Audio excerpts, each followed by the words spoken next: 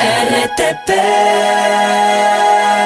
10 minutos en punto. Gabriela Panchana Briones, consultora política. Hablaremos de los cambios de gabinete del presidente Daniel Noboa. Al menos 9 cambios se han dado ya de gabinete y se mantienen algunos puestos vacantes. Bienvenida a la mañana en RTP. Estimada Gabriela, gracias por acompañarnos. Muchísimas gracias a ustedes por la invitación, un gusto y un saludo afectuoso a quienes nos ven y escuchan.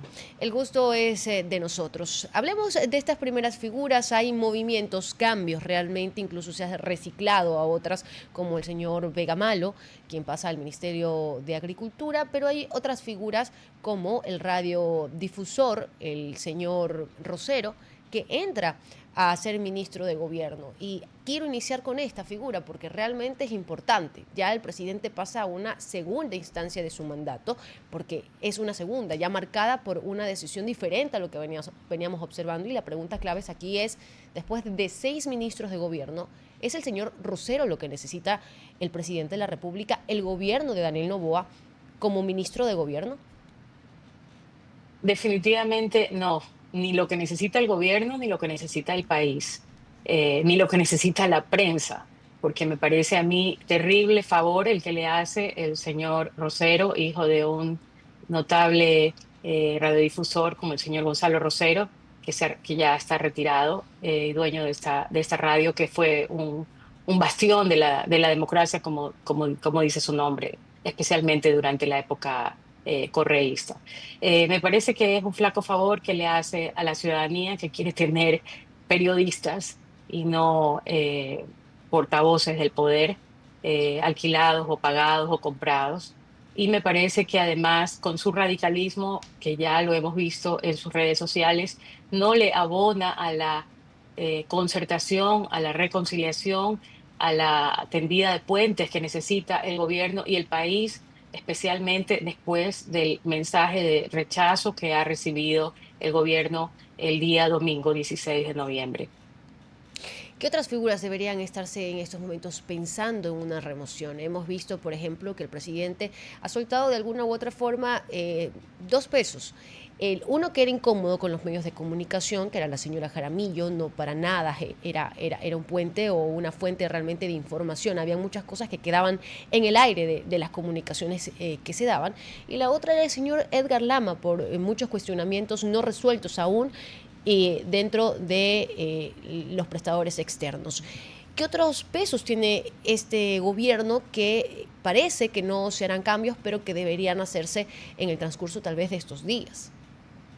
Bueno, los cambios que ha hecho el gobierno hasta ahora, incluso en algunos casos solamente de movimiento, es porque han sido las personas o las vocerías que más costo le generaron, ¿no? En ese sentido está tanto la portavoz, que representaba la soberbia, la arrogancia, la indolencia, la indiferencia del poder frente a la prensa independiente y frente a la ciudadanía, y también otras como la exministra del Trabajo, Ivonne Núñez, y estos casos de abuso del poder, también de eh, soberbia, digamos, eso también es una soberbia, una prepotencia, inclusive respaldado por el presidente en la última entrevista que dio antes de las elecciones.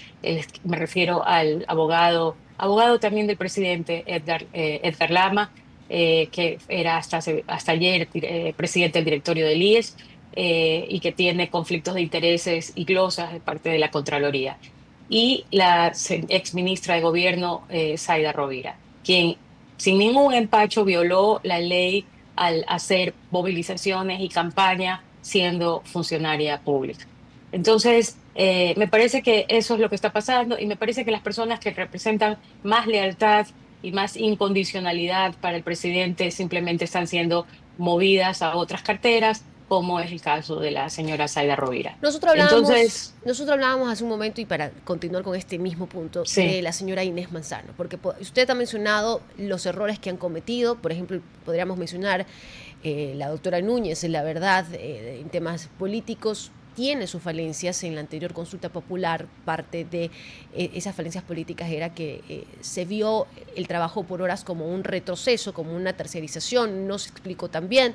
En esta ocasión, en medio de una consulta popular, se habló, por ejemplo, del 13º sueldo, y Así es. estos errores pues cuestan y costaron y se notaron. Pero también hay otras figuras. ¿Qué pasa con Inés Manzano? ¿Qué pasa con esa figura que estuvo al frente de la crisis energética y no se logró, por ejemplo, saber qué ocurrió con Progen, con Austral Technical Management? Y ahí hay una investigación en curso, no es solamente una falla política. Correcto. Sí, para mí la ministra Inés Manzano ha cometido errores terribles, como ponerse en contra a toda una provincia, a la provincia de La Suay, amenazando inclusive con retirarles la competencia del Cajas a la provincia, no sé si fue una pelea directamente también con Etapa, que es una de las instituciones más queridas y más apreciadas por los cuencanos y por los azuayos.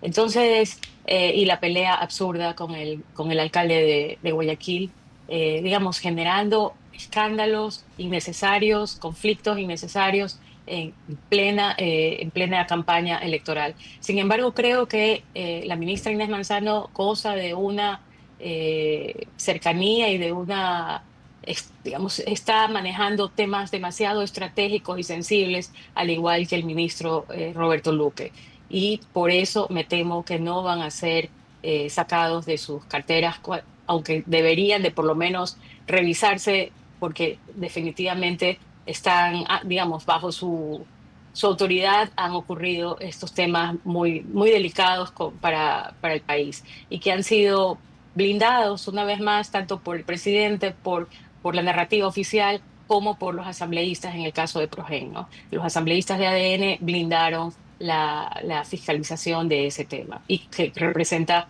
un perjuicio de $100 millones para el Estado ecuatoriano.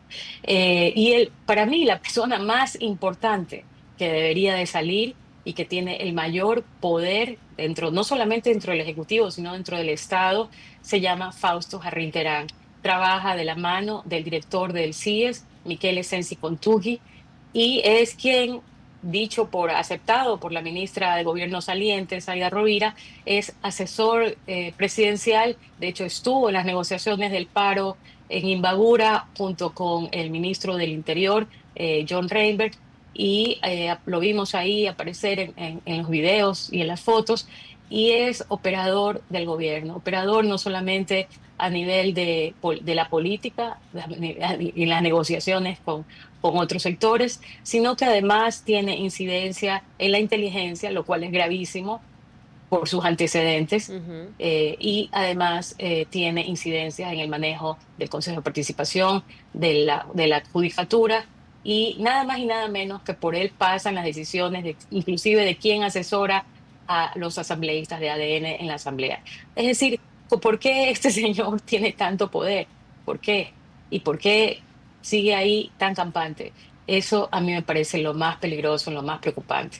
Bueno, usted lo ha dicho perfectamente, tiene conocimiento de temas claves y ante un gobierno que parece repetir ciertos errores del pasado, bajo una paranoia también de traición, creo que es perfecta esta figura. Sí, es perfecta para alguien maquiavélico y para alguien cínico, pero precisamente por eso ha recibido el voto de rechazo, pero específicamente de un grupo. Yo he analizado que la consulta popular fue rechazada por tres grandes grupos: el grupo mayoritario por la clase social más agobiada, la Ujú. que contrasta su vida, su realidad, sus carencias con lo que le presenta el show mediático del gobierno y de sus medios comprados, alquilados y maniatados de alguna manera. A quienes no le perdonan las deudas, a quien no le dan contratos millonarios a cambio de chatarras. Esa me parece que es el primer gran grupo. El otro grupo, los movimientos sociales y los activistas, defensores de causas de derechos, que se sintieron humillados por el manejo que ha tenido el gobierno en los diferentes ámbitos, desde el tema Quimsacocha hasta el tema paro y la manera en la que fueron simplemente digamos, de una manera atroz, simplemente criminalizados. Además, yo estoy en contra, entre paréntesis, yo estoy en contra del movimiento, de la manera en la que el movimiento indígena se ha prestado para ciertas movilizaciones que se convirtieron en intentos de golpe de Estado en el 2019 y en el 2022, pero no, nunca, jamás voy a poder estar a favor de los excesos de la fuerza ni de las violaciones de derechos humanos que hacen ciertas personas del Estado, como lo que vimos a los militares pateando a esta persona, a ese señor Efraín Fuérez, ya sea muerto o moribundo. Digamos, esas cosas se nos quedaron en la retina, no las podemos olvidar y creo que fue parte del rechazo que recibió el gobierno. Y por último, el tercer grupo, la gente que rechaza el autoritarismo, ya sea de Correa, de Noboa o de quien sea, y que no estamos dispuestos a darle más poder a un gobierno que repite las mismas prácticas y que trabaja con los peores operadores de esa época que queremos superar. Entonces, me parece que ese es el problema, ese cinismo, ese maquiavelismo no puede pasar por alto esto que está tan aún presente en el músculo ciudadano de rechazar todo tipo de populismo autoritario. Astrid, ya es hora de cerrar porque tenemos la cadena. Estimada Gabriela, 7:21 de la mañana, la verdad le agradecemos muchísimo. Ha sido muy generosa con Muchísimas nosotros gracias, analizar Astrid. este tema, muy amable. Un Muy gran amable, día. gracias a ustedes. RTP